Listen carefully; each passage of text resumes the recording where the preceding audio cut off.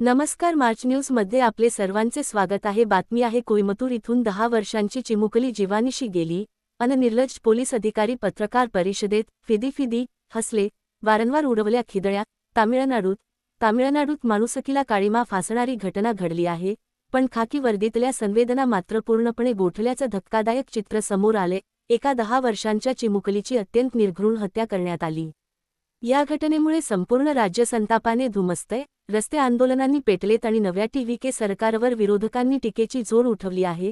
पण ज्या पोलिसांवर जनतेला न्याय देण्याची जबाबदारी आहे, तेच पोलीस अधिकारी पत्रकार परिषदेत अत्यंत लाजिरवाण्या पद्धतीने हसताना कॅमेऱ्यात कैद झाले आहेत। एक 10 वर्षांची पोरगी जीवानिशी गेली आणि पोलिसांचे बडे अधिकारी तिथे फिदी हसले।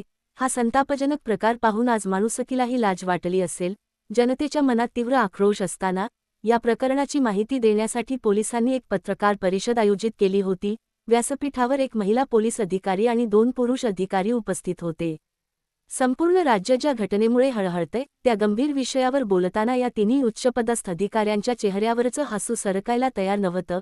माध्यमांनी जेव्हा तिखट प्रश्न विचारायला सुरुवात केली, तेव्हा उत्तर देण्याऐवजी हे अधिकारी एकमेकांकडे बघून वारंवार फिदी हसत होते।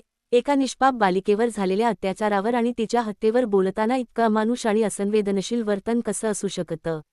ज्या कुटुंबाने आपली पोटची पोर गमावली, त्यांच्या जखमेवर मीठ चोळण्याचाच हा प्रकार आहे। ही पत्रकार परिषद म्हणजे कायदा सुव्यवस्थेचे धिंडवडे काढणारी आणि पोलिसांच्या निगरगट मानसिकतेचे दर्शन घडवणारी ठरली आहे।